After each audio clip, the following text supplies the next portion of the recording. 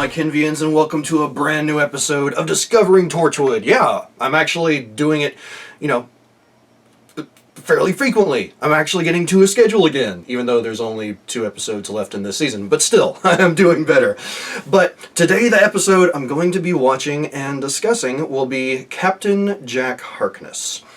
And so I can only assume that we're going to, hopefully, learn more about this character that most of us know quite well from Doctor Who, or at least we think we do, and possibly learn some more of his deep, dark secrets. Deep, dark secrets! I don't know why I said it that way. But anyway, let's begin with Captain Jack Harkness. More of this.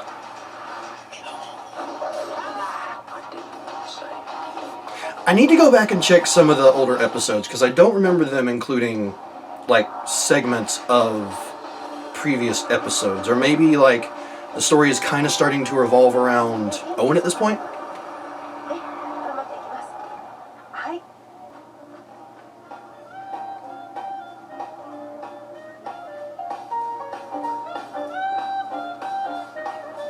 Well then. They've magically gone through time? So it's like a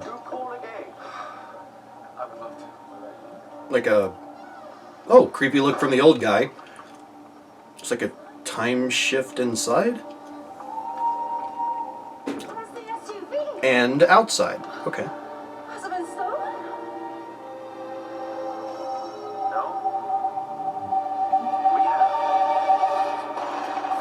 Okay then. So time travel! Yay! I actually love these kinds of episodes. Reminds me of Doctor Who.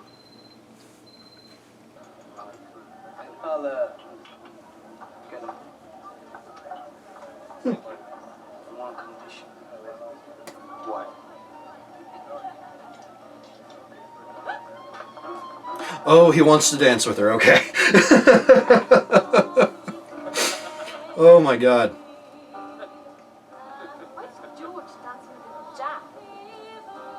Hey! Again, I know the time frame, but still.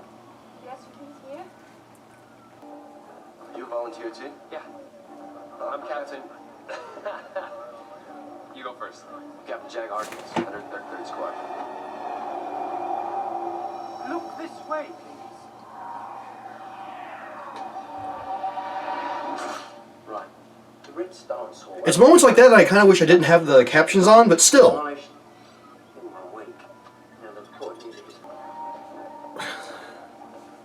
So that's... Why does that man have your name? his father? I'm lost enough here without you holding back on me. It's not my name. It's his. I told him his. But I didn't realize it was so hot. Jack. I know too much. Your battery is running low. Just take down everything you've got in case it dies. She doesn't go anywhere without it, but she doesn't take a plug. Don't press so hard. Your battery is running low. Can you read that? Since when do computers talk to you like that? 5A sign 2. I should go back, dear. They're coming for us now. What?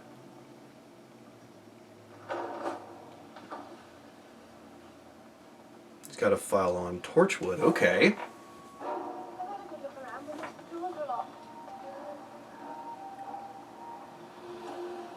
Can I help you?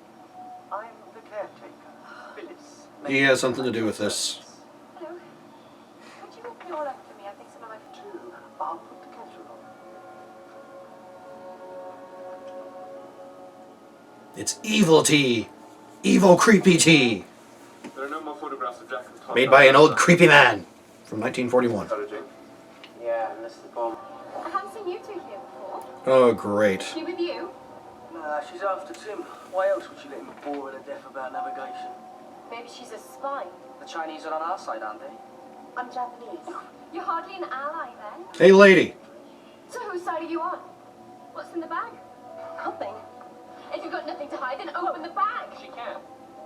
Her work is top secret. She's a decoder for the race. Without ladies like her, we'd have no way of defending the country. To Toshiko. Toshiko. That's right. Back off, curly hair. Phyllis's camera. Photographs last, don't they? Being on the radio is screams. I went to war when I was a boy. I was with my best friend. We got caught crossing the border over enemy lines. They tortured him, not me, because he was weaker. They made me watch him die. And they let me go. Who were they? The worst possible creatures you can imagine.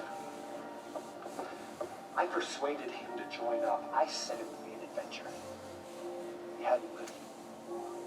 Of any of us. Oh my god, okay. I mean, I assume we'll never know who Jack's friend was, but wow. Like that like literally just now gave me chills.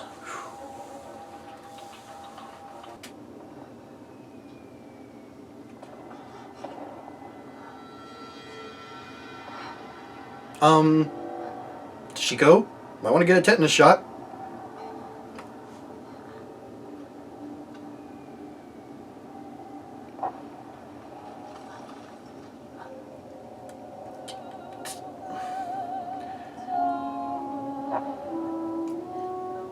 Wouldn't...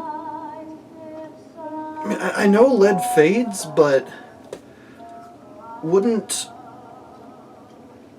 blood possibly, I don't know, rot or mildew or something? I don't... It's written in blood. It's gonna summon the devil! Gwen, turn the rest of Tosh's readings.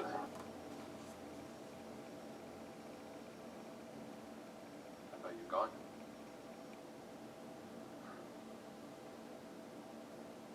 This could be your last chance.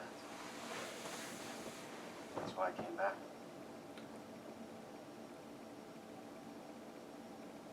Oh. I might have to leave before the night is over. Well, make the most of now. Oh. That explains a lot.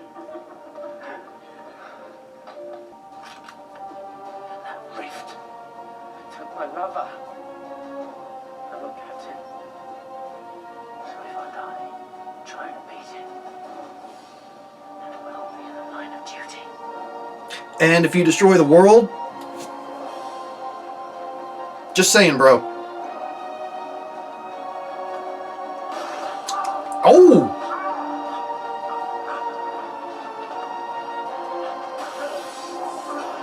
There were angels dancing at the Ritz, and a nightingale sang in Marquis Square.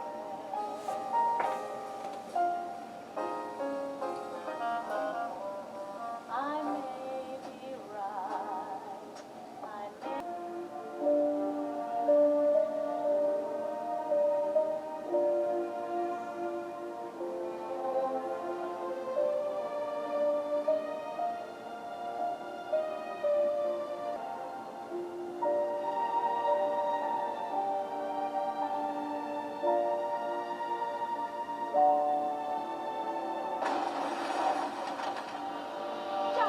Oh. Jeff, we need Well, to get out. it's good, but horrible timing. Jeff, you have to.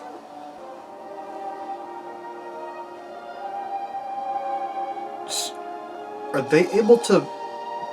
Aww. Yay, they got to kiss. Well, are the musicians are still playing. So are the others able to see what's happening? Or is it like... He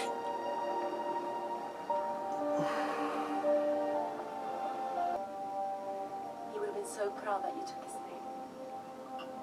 Because here you are, saving the world. To Captain Jack.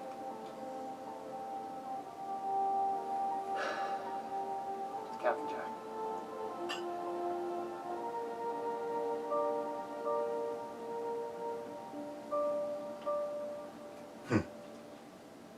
The first thing you Aw. did when you joined Torchwood was Okay, so I gotta... Okay, don't want to have anything come up that I don't want coming up.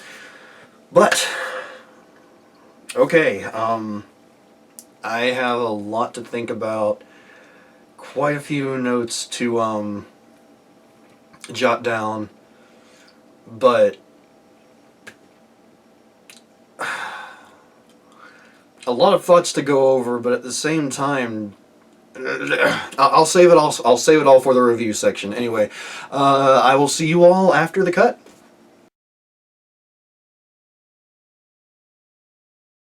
Hello all my kinfiends and welcome back from that quick little break. I hope you enjoyed the commercials. If you don't have ad block on and or you know, it didn't just have a little pop-up at the bottom, but whatever. Or actually, if you're watching this on not YouTube, that probably wasn't there. Anyway, I'm overthinking things. It is time to get into the review section of this video, and I am going to do my best to keep all this straight because, I have so many thoughts that I want to try and cover, and it might take just as long as the episode did to try and touch on them all, but I will do my best. First of all, first favorite point is, and this is something I kind of called out in the reaction portion, but the fact that the intro keeps expanding on Owen's most recent exploits, or his recent events in his life. So, again, I haven't gone back to look at the other episodes to see if that was sort of a running thing. It may be, and I'm just forgetting. But I found it interesting that so much of it, well, at the end of the intros, we have, you know, the segments with Owen and Diane, and then Owen in the cage with the Weevil. And I don't know, I'm interested to see if in the next episode that's going to continue to be a thing, or even episodes going forward. But again, I'm going to go back and check at least 1 or 2 episodes to check the intros. So if that is in fact a thing from before and I'm just forgetting, I'll include a caption here saying that I'm stupid and just forgot. But my second favorite thing about this episode, very simple, vote Saxon. And if you haven't watched Doctor Who yet and you don't get that reference, then why are you watching Torchwood? Watch Doctor Who, you're missing a great show. But anyway, moving on from there, my next favorite part of this episode, and it's a very confusing aspect of the episode too, but this sudden time travel, this sudden, as Jack puts it, simple temporal shift, or maybe, or well, that's what he said anyway, it could be something so much more than that since they were stuck in 1941. But just like this sudden shift in the rift, and it's again a temporal shift, to where it's not even something that gets noticed. It's something that almost works like how hauntings are portrayed in a lot of shows or in a lot of movies, whereas there's two things seemingly going on at the exact same time, but it's like their timeline is converging, so you get these ghosts or these voices, these images, or even just sounds, noises, that just kind of like, you know, they go by each other. And I don't know, I find that so interesting, and I'm curious. I mean, especially since so much of this show and, well, Torchwood 3 in general is focused around the rift. So I wonder if that's going to become more of a thing. Now, we do know that, you know, more things, more people have been coming through over time, but how much of it will we get to experience perhaps, like, possibly more time travel, or at the very least, like, maybe they will investigate some hauntings, perhaps, or supposed hauntings that are in fact these temporal shifts, or again, things happening with the rift. I'm really interested to see if that might be something they'll do going forward. No idea if they will or not, but moving on from there, my next favorite part of this episode, and this one's going to take a while, but just Captain Jack Harkness and Captain Jack Harkness. Which was, first of all, I probably should have expected that. I probably should, since the name of the episode was Captain Jack Harkness. But at the same time, this episode revealed so much about our Jack, and his past, that it kind of blew my mind. Because again, I thought that, Jack Harkness was his real name. But apparently it's not, and we probably won't ever learn his real name. Of course, he is now Jack Harkness and will probably forever be Jack Harkness. He's known that way throughout the galaxy, or possibly the universe. It's hard to say. But also, one thing that I started thinking about, and this might be sort of a theory that I'll try and expand on in the future, but the real Captain Jack Harkness is Nancy. Now, I remember in one of the early episodes, there's an older woman that has dementia or Alzheimer's, or was it that? Maybe I'm getting that confused with the Captain America movie, but basically this older woman who knows Jack and talks about his father, and he looks so much like him, and is Nancy in this episode that woman? Again, I don't remember her name. It might be Nancy, but is the Nancy in this episode the older Nancy from previous? I don't remember. And I actually can't even remember if she had Alzheimer's or not, or if, again, I'm just getting that mixed up with the second Captain America movie. But something along those lines. But also, we learned some very interesting and dramatic elements of both of these characters. Unfortunately, the real Captain Jack, we don't learn much more about him other than that he was a very brave man. He was apparently just a wonderful man. In here, and despite the fact that some of his men think that he's never lost a man under his watch, that obviously that did happen. He actually did lose someone. He saw them die, like getting shot between the eyes or just riddled with bullets, which is horrible in and of itself. But then with our Jack, we find out that his best friend was tortured and killed in front of him. And on one hand, it's just, the mind goes so many places. Like, it tries to fill in so many holes. It starts to put in those images, and it's painful. It's like the idea of torture in and of itself is it is horribly painful for me to think about. And again, even though this is a work of fiction, it's like I try to, it's like my mind visualizes all of that and then puts me in Jack's shoes, and that's just a horrifying thought. And then the idea that Jack convinced his friend to join was it the army or the military, whatever it was that they joined. And so if it wasn't for that, Jack's friend may have still been alive. But from that, I'm even curious who this best friend was. Who was this best friend, and will this be someone that we might learn about in the future? Or is it another story about Jack's past that we'll never know the full context of. That's probably more likely than anything. But then finally, and obviously I'll touch on this a little bit more, but the fact that the real Jack Harkness falls for Jack, and seemingly vice versa. I mean, with Jack, our Jack, in the beginning, it was obviously he was trying his best to make sure that the real Jack Harkness, the man that he took his name from, doesn't live with any regrets, which is why he gets the captain to go kiss Nancy goodbye, tells him to go be with her.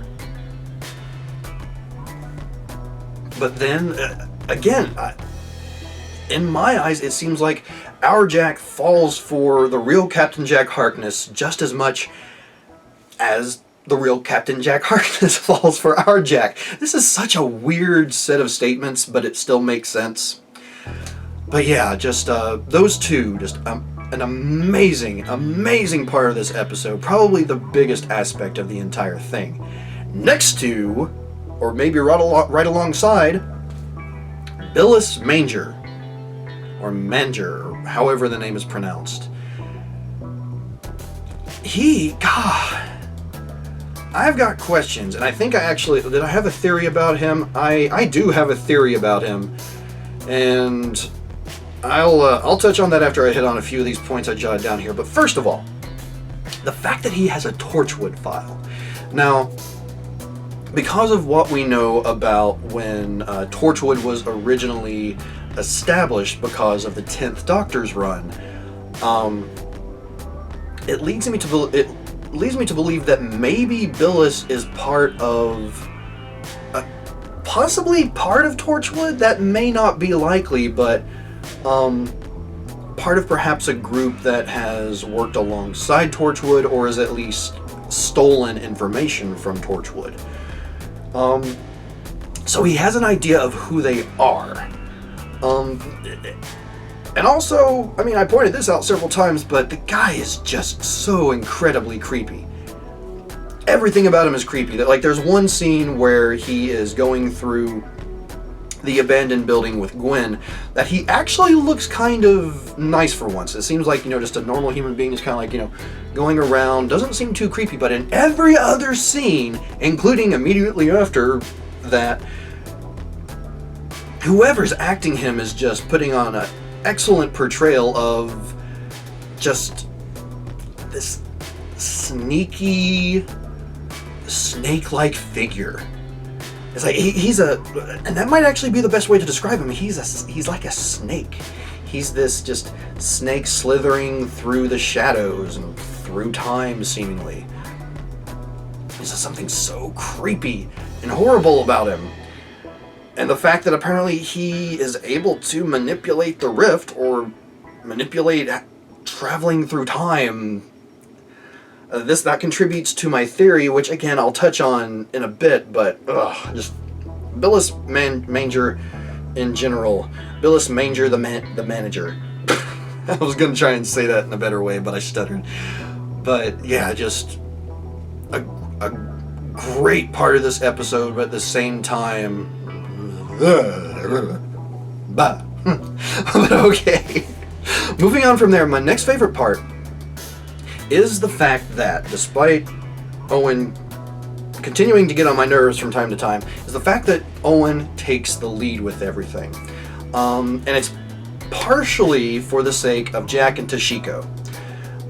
In fact, it kind of seems that way from the get-go, it seems that way if you take away all of his mentions of Diane and his continued just obsession over getting Diane back. But he takes the lead to try and get things fixed, mostly for Diane, but also partially because of Jack and Toshiko, but mostly for Diane.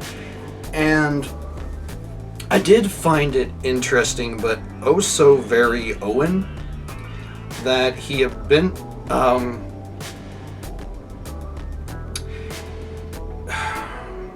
he abandoned searching for any of the information that might be able to help Jack and Tosh get back as soon as he finds the piece that it looks like it will fit the rift manipulator. There's nothing to say it wouldn't work with the rift manipulator, but at the same time, it's just a piece you found. And all the same, I still question, like, how in the world did Billis get this part to the rift manipulator if he's never been to the hub? Or has he? I don't know. So many questions. But, okay, moving on from there. And it's during the time when Tosh is hiding the pieces. She hides the photograph, the air raid occurs, and they all go downstairs. And I did mark this as a favorite and not an annoyance, because I thought it was rather brilliant, even though I question how it works. And it's when Tosh uses her blood to write the rest of the message. And just everything surrounding that. Like, okay, on one hand, I guess I can see how possibly the blood would work as ink.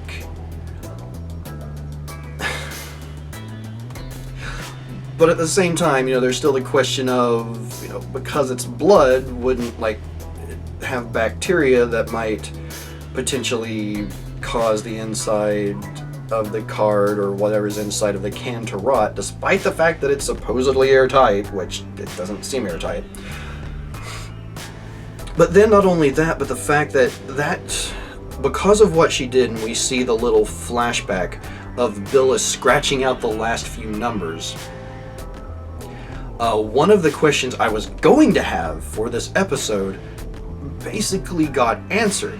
And the question I had was, how is it that all of these things are still there?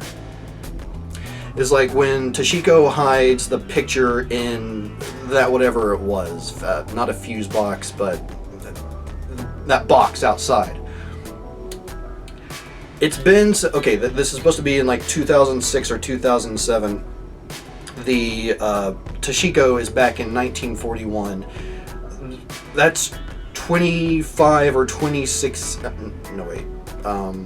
brain. That is 55 or 56 years. And I don't know, between weather and anything else is like, continued bombings because of the war.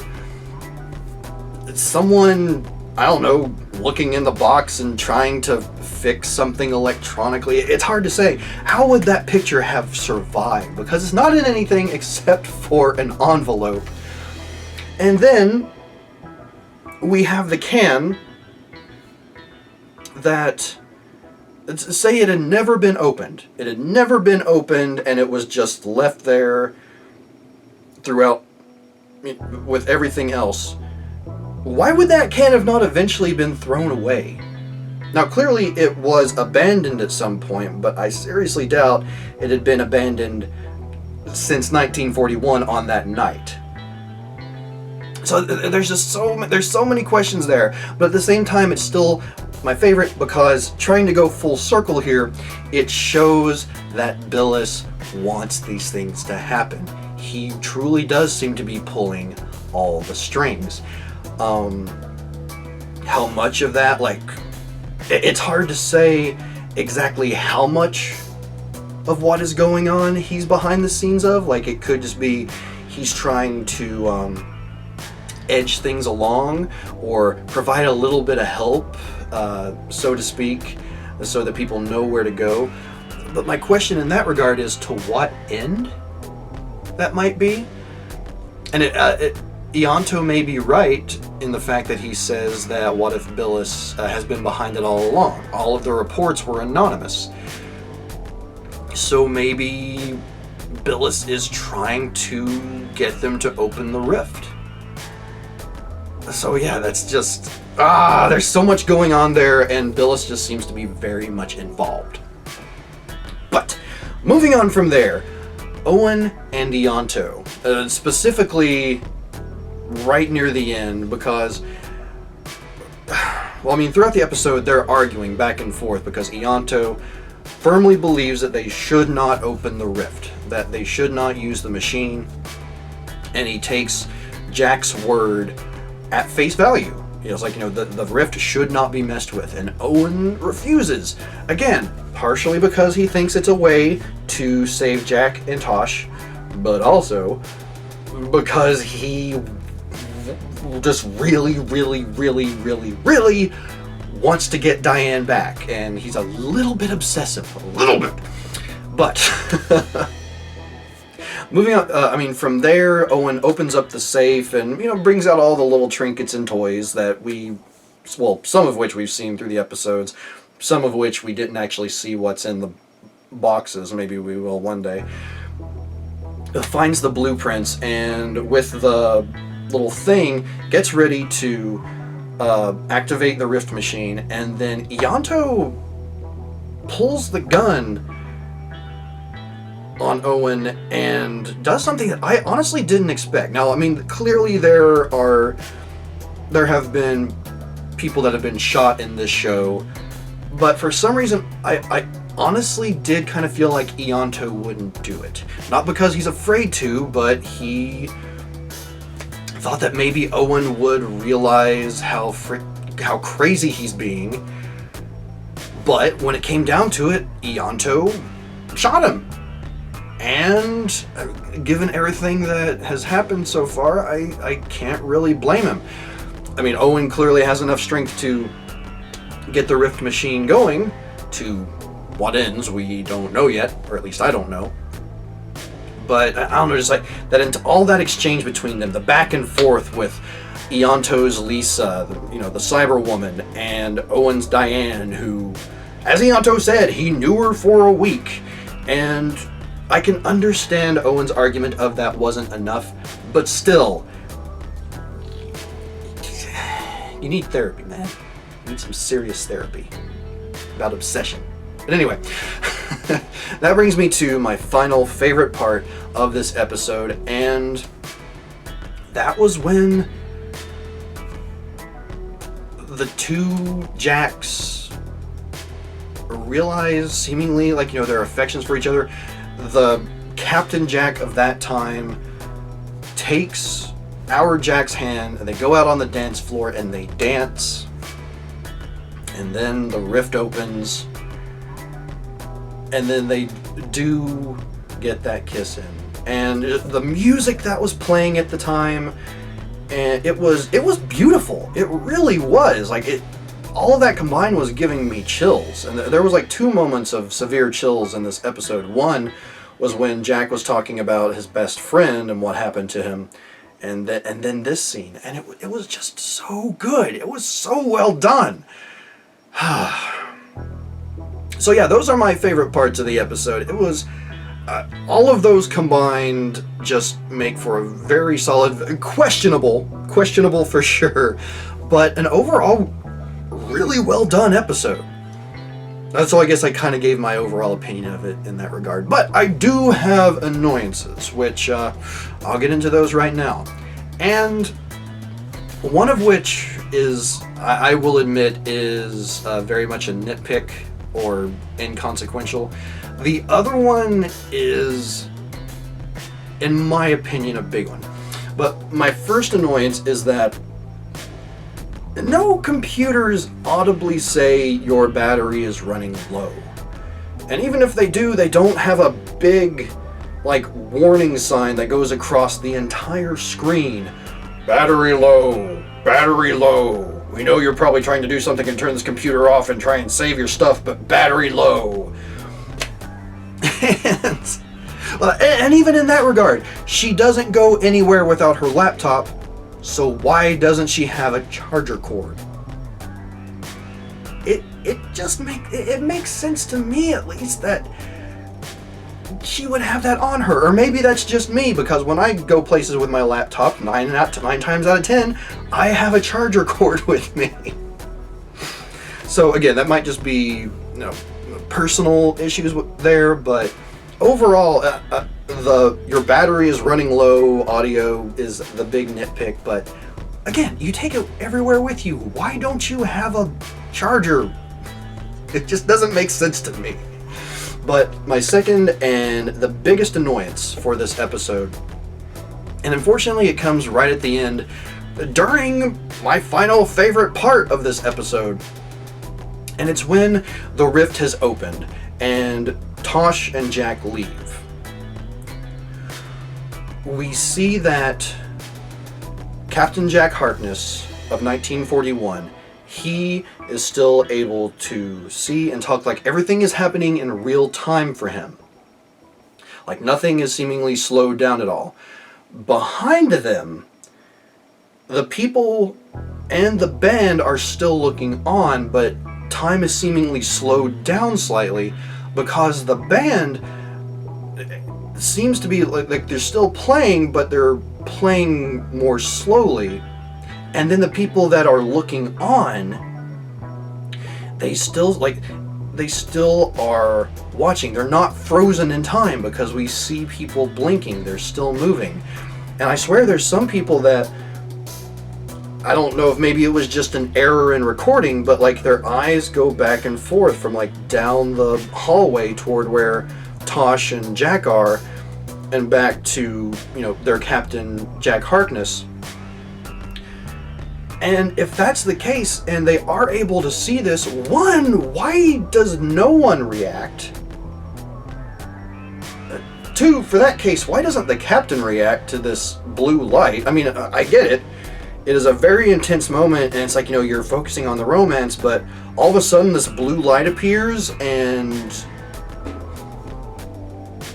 people are disappearing, and you don't get weirded out by that at all.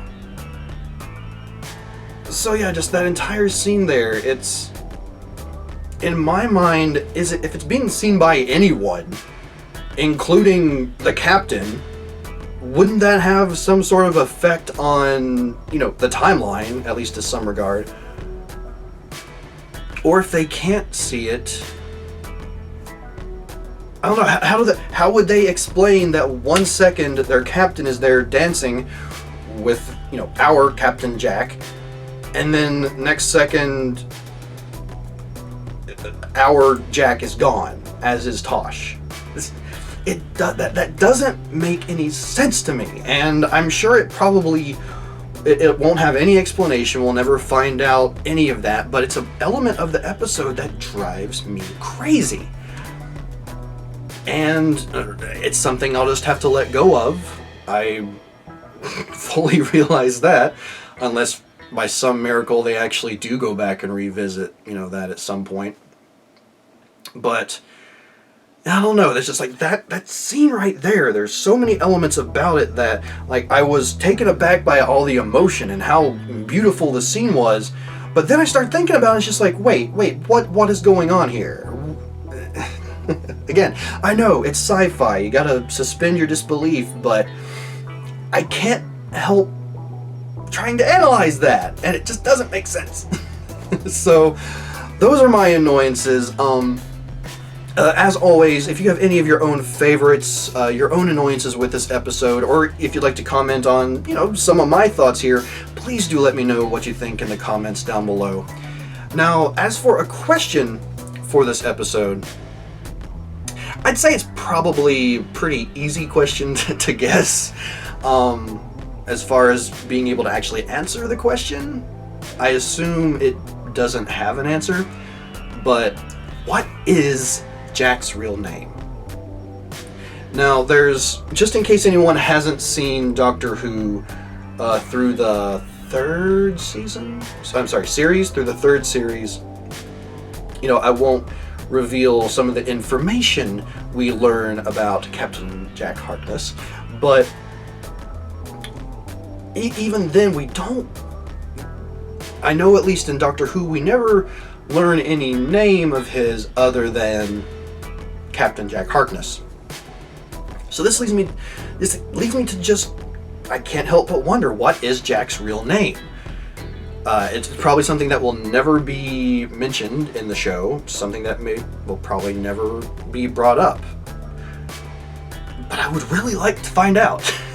I really would. But okay, that's my question for the episode.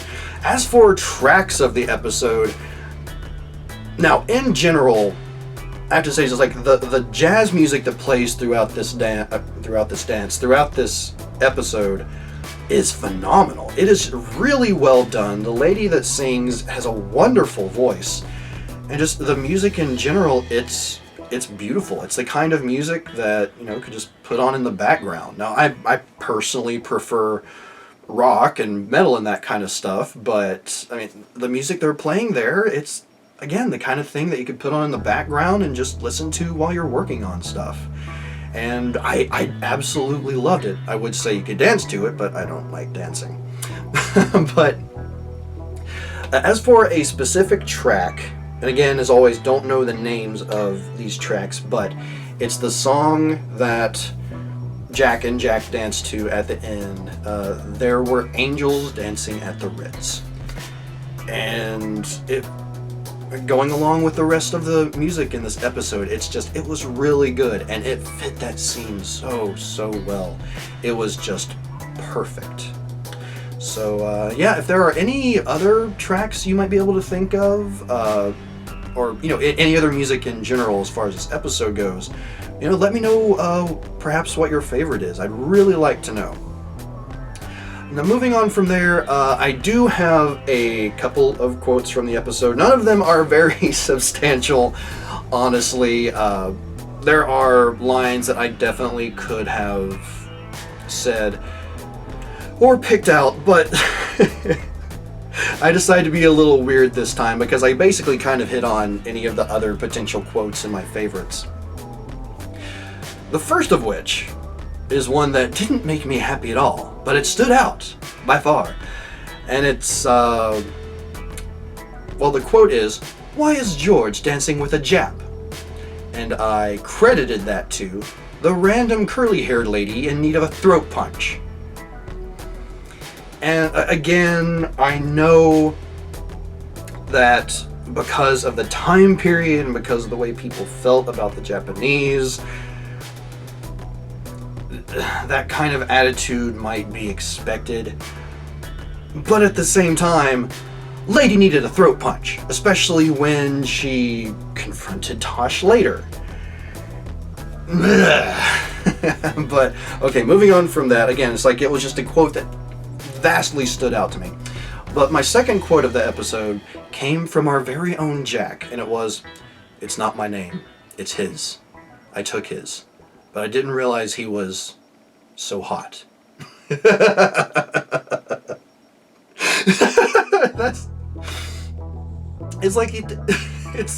It's such a Jack moment to take this moment that is, you know, seemingly very serious. It's like, you know, we're learning that it's not his real name. He took his name from this man they just met, but he didn't realize he was so attractive. He didn't realize he was so hot. So again, it's one of those moments that just, it works so well for Jack Harkness for some reason.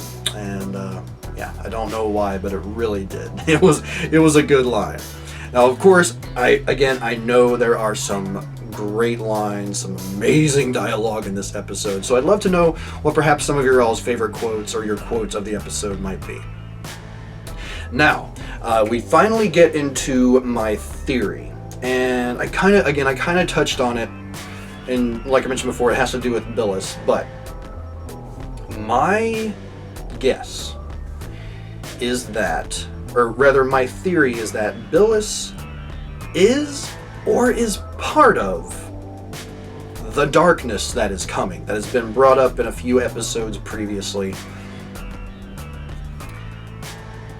And I mean, especially with it leading up to this next episode, Billis has that one last very sinister, snaky, creepy look at the end. They don't find him, they don't stop him in any regard. So I can't help but feel like that, you know, this is sort of leading up to what is going to occur in the 13th and final episode of this series. So I just can't help but feel that he is or is part of the darkness, and by being part of the darkness, thinking maybe either a puppet that is sort of reaching out from the rift in order to sort of manipulate things, or even a I'm trying to think of the right word. Acolyte's not right. But essentially, whatever the darkness is, sort of a follower of it, like a cult member, basically, that is trying to bring the darkness out. That's my theory. Regardless, and I can only assume that whatever it is, I'll probably find out the next episode, unless it's going to be one of those stupid things where they end the series on a cliffhanger and be like, what's going to happen next? Which I hate those, by the way. But, okay, so that's my theory. We'll find out next time whether or not I'm right. But as for my overall thoughts, I felt it was pretty clear, especially because of how much I praised my favorite parts of this episode. But I do have to say, my annoyances did bring it down some, and that may just be because of me overthinking things, particularly that scene at the end. But yeah, overall, as a whole, I feel like it was a really strong episode. I thought it was a really good episode. It was a very emotional episode, and again, within certain bounds of reason, a well-written episode. I knocked a little box over of Cheez-Its. Sponsor me. I shouldn't have done that. But yeah, just overall, I felt it was a really strong episode, probably one of the overall best of this series so far. And it definitely has me ready to see the 13th and final episode of the series, to say the least. So, yeah, as always, everyone, I look forward to reading and possibly hearing about some of your thoughts about this episode. You know, hearing some of the feedback of what you all might have to say. But, you know, more than anything, I'm just looking forward to getting into this next episode and figuring out what the heck's going on. Or at least hopefully so. Don't go lost on me, Torchwood. Don't go lost on me. I don't need more questions than we have answers, especially when we don't get any answers, but we get more questions. That's probably not going to happen. But anyway, everyone, thank you so much for being here for this episode of Discovering Torchwood. I will see you all next time for End of Days, which is actually a pretty halfway decent apocalypse-ish movie with Arnold Schwarzenegger. I haven't watched it in a long time. But regardless, I will see you all next time for the episode End of Days, and we will see what happens at the end of Series 1 of Torchwood. Until then, everyone, I'm Papa Ken, and Allons-y!